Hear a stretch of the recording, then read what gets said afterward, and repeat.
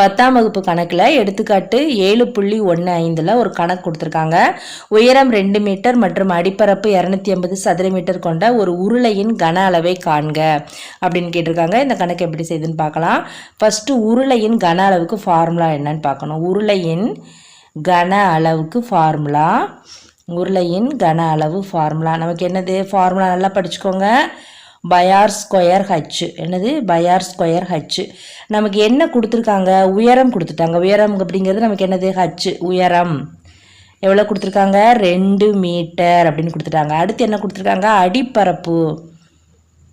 அடிப்பரப்பு அப்படிங்கிறது நமக்கு என்னது 250 சதுர மீட்டர் அப்படின்னு கொடுத்துருக்காங்க. சரியா, நமக்கு கன அளவு கண்டுபிடிக்கணும்னா நமக்கு என்ன வேணும், ஆரமும் வேணும் உயரமும் வேணும். ஆனால் இங்கே உயரம் மட்டும்தான் கொடுத்துருக்காங்க, ஆரம் கொடுக்கல. அது எப்படி செய்யறதுன்னா, இப்போ உருளை இருக்குது பார்த்தீங்களா, உருளையின் அடிப்பரப்பு எப்படி இருக்கும், இந்த மாதிரி இருக்கும். அப்போ இது என்னது, நமக்கு வட்டம். வட்டத்தோட பரப்பளவுக்கு ஃபார்முலா என்ன, பை/r ஸ்கொயர்டு. அப்போது இந்த கன அளவோட பை/r ஸ்கொயருக்கே அடிப்பரப்புன்னு கொடுத்து 250ன்னு கொடுத்துட்டாங்க. அடுத்து நமக்கு என்ன வேணும், h வேணும்.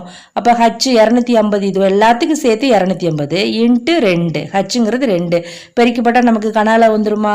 அப்போ எழுதுங்க. இப்போ பை/r ஸ்கொயருங்கிறத நமக்கு என்னது 250. அப்போ 250 இன்ட்டு ஹச்சுங்களை 2 போடுங்க. 2 போட்டு பெருக்கப்பட்டால் நமக்கு என்ன வரும், 500. 500ங்கிறது என்னது 500 மீட்டர் கியூப். இதுதான் உருளையின் கன அளவு.